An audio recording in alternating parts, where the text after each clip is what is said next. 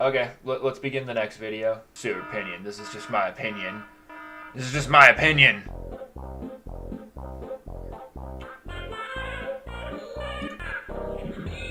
He's using like the most...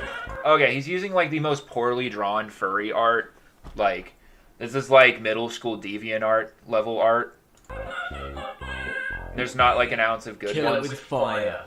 Now. So, it's a little... I don't know what to say about that. Like, he's using the most cringy, poorly drawn furry art to use as an example. I think that's a little...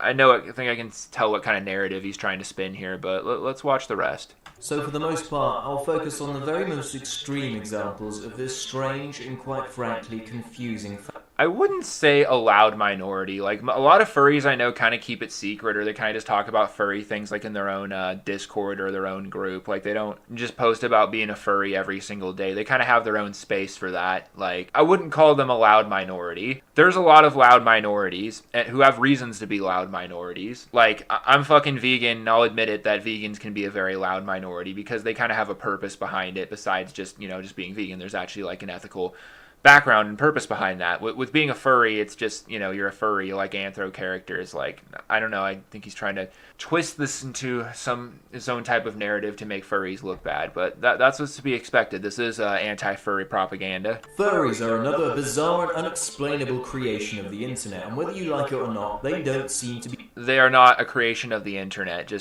no. They've been around since like before.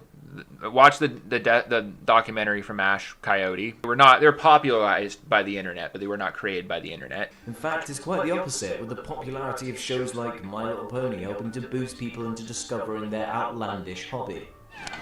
And now we have B and A, we have Agretzko, and we have B-Stars, which are much, much, much better and turning a much wider audience into furries.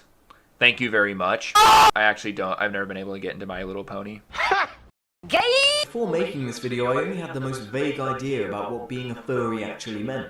It's just people who like to dress... Okay, so this guy literally even admitted that he didn't even know what a furry was, really, and had no idea about what it was, and then just decided to go on the internet, and like, I already know what this guy's doing. This guy's probably looked at it and was like, oh, this looks cringe. Let me make a video about how much I hate it. Let me do some digging on the internet and find the most biased material and the most cringy videos I can find, and then make this video saying I hate it. That's like half this dude's content. Like, he even admits he doesn't know what the fuck he's talking about. It all starts with your... fursona.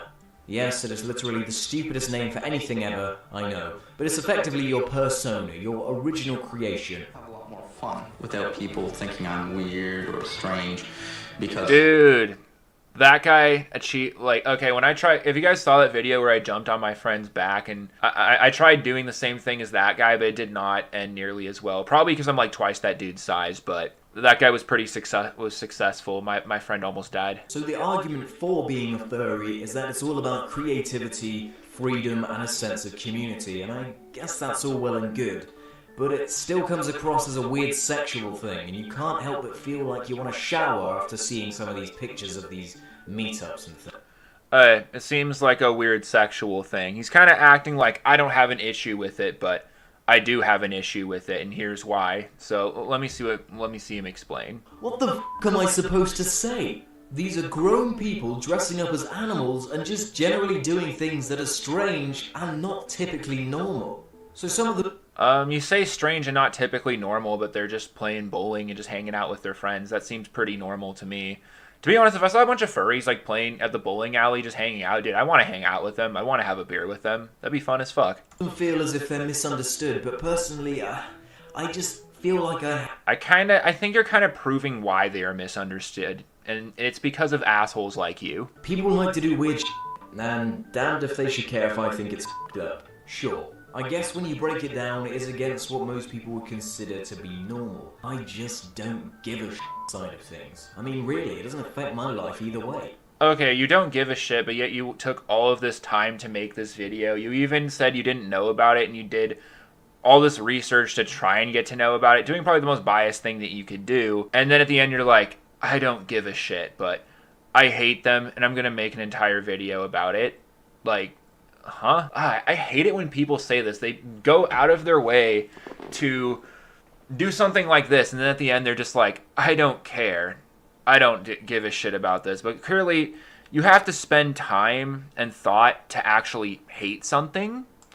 And it shows that to do that, to actually hate something, you have to actually care enough about something to actually hate something. And that's essentially what this whole video is about. What the f*** am I doing with my life? And now you So say last it. episode... I feel like you got pushed into making this video. And decided you always have to be kind of negative and say he hates everything anyways. But yeah, that was pretty stupid.